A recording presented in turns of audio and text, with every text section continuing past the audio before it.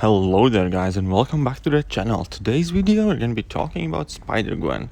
So Spider-Gwen is one of the more recent buffs done by Kabam, and I do actually believe that she received extremely good buff, and we're going to try and figure out exactly why. Now, I don't have the biggest amount of experience playing Spider-Gwen, and I found some new things about Spider-Gwen as I was playing her, pretty much, just because I hadn't paid too much attention to her previously. Reason I decided to revisit her was pretty much She-Hulk, just because I was sleeping on She-Hulk for such a long time as well, and just recently discovered that the buff actually made her absolutely insane. So hopefully we're going to find something extremely cool about Spider-Gwen in the course of this video. So the way you play her is fairly simple. You basically want to spam a bunch of level 1s to kind of rack off your charges. You can go up to 5 normally, up to 6 if you have Venom synergy active, and each of those charges increase your crit and attack basically, and that's about it. Then also level 1 gives you trap spider mode, which can enervate opponent, and that enervate is actually like super aggressive. Level 3 access hunter spider mode, which lets you do more damage. But I am not a big fan of level 3, just because I don't think the uptime of that hunter ability kind of justify pushing you to level 3. So it is nice to receive some extra damage, but I think it's probably best to stick to level 1s and level 3s. Even though you technically do hit harder, but you miss out on the enervate or on the slow stun. So I don't know, I'm not a big fan of the level 3 over there. But level 1 I do get behind, just because while Trap Spider mode is active, you have a 30% chance to place an enervate debuff on opponent for 5 seconds. You can refresh it constantly basically with any hit, and you can have like a really good uptime of this ability. For some fights you can manage to spend entire fight while opponents are enervated. And what does that mean? That means you can stay incredibly aggressive, do a lot of dashback intercepts, and just put a lot of pressure on opponent. And the more aggressive you are, the higher chance you have on keeping the enervate active for a long periods of time.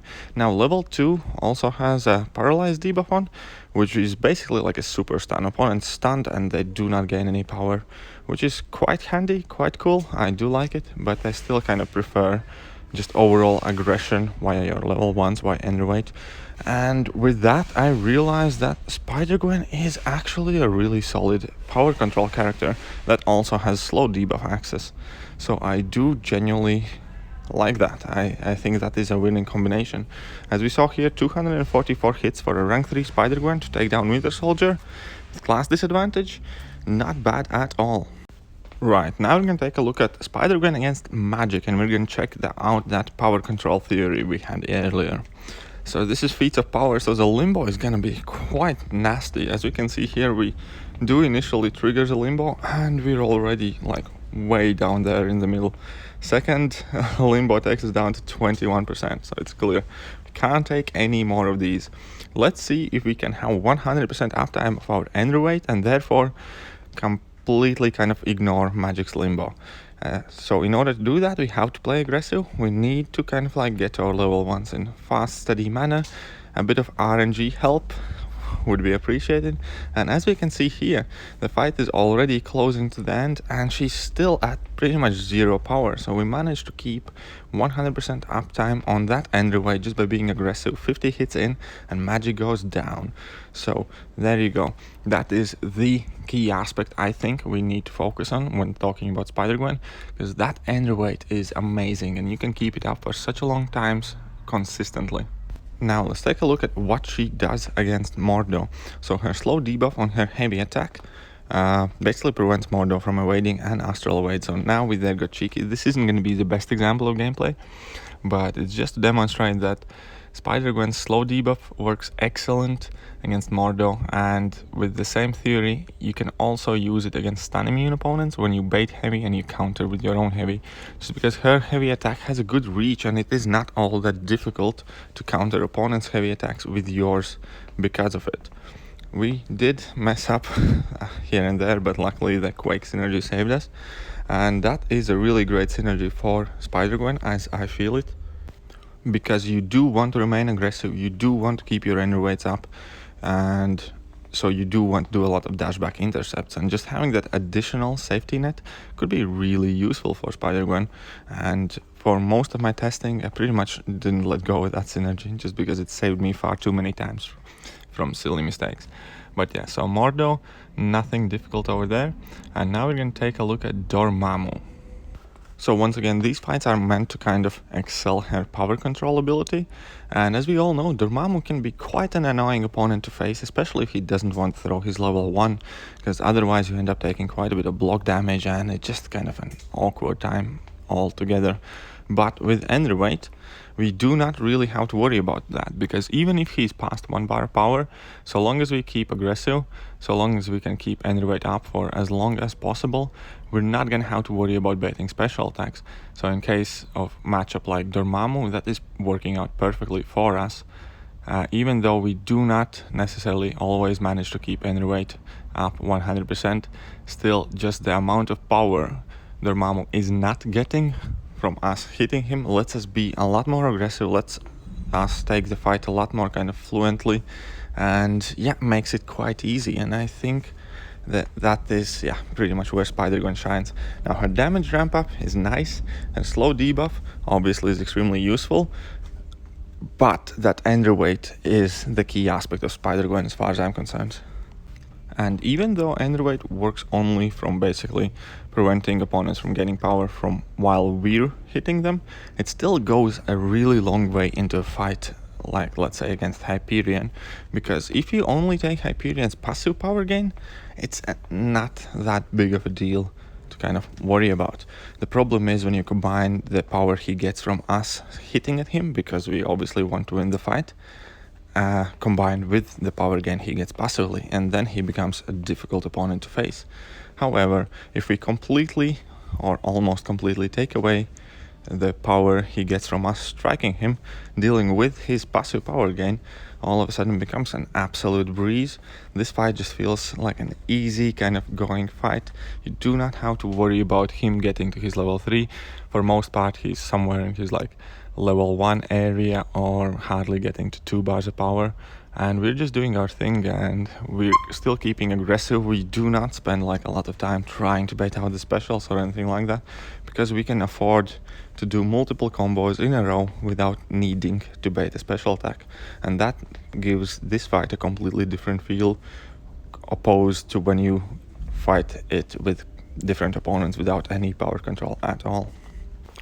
Right, so besides her power control, obviously all the Wade and Unstoppable Champions are a great matchup to SpiderGwen as well, especially if you can stun them.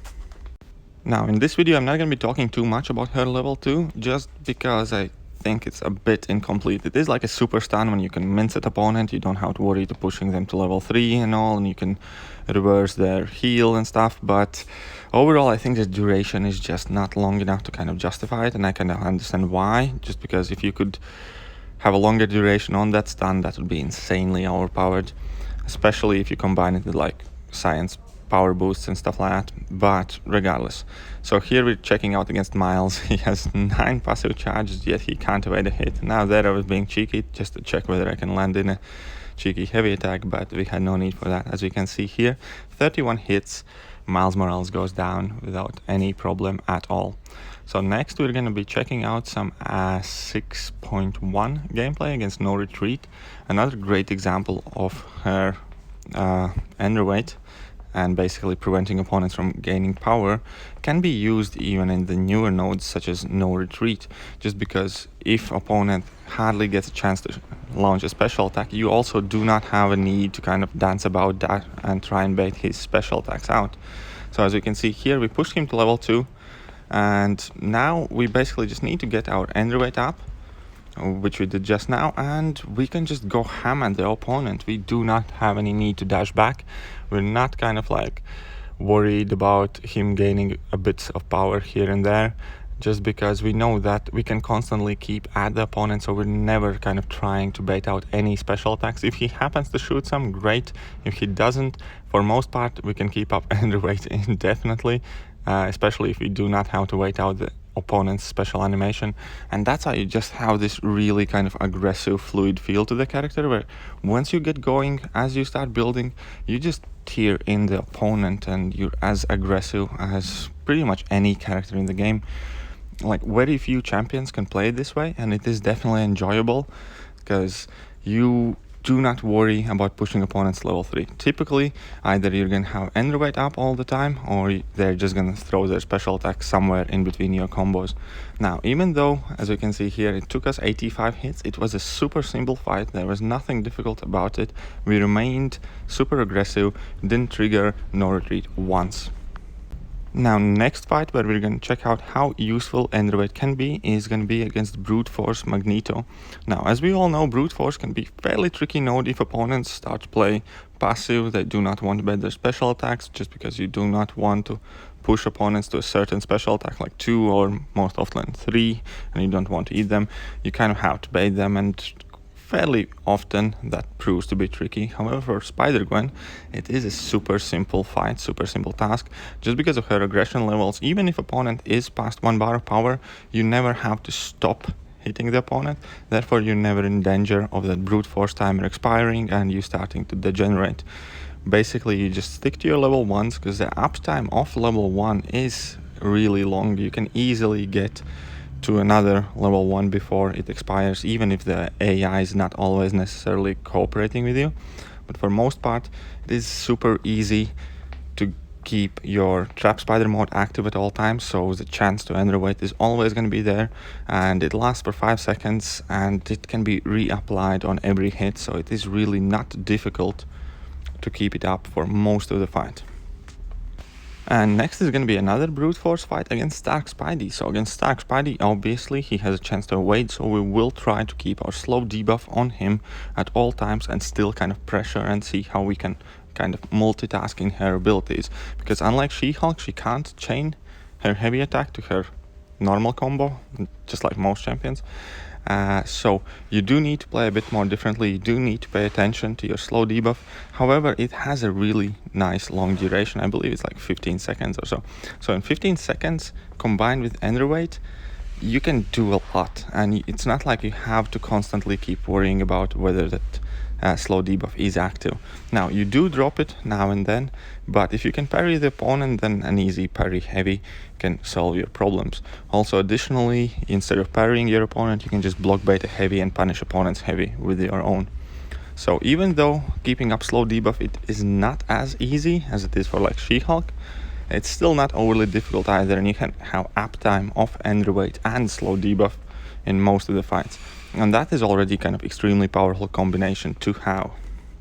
Now, as the last fight is going to happen in background against Aggression Fury and Life Cycle nodes, displaying how well she can deal with both. Just because of how aggressive she can remain, he's never going to get many Furies on him, and just because we're spamming level 1s and we can spam heavy attacks, Life Cycle is not really much of an issue either.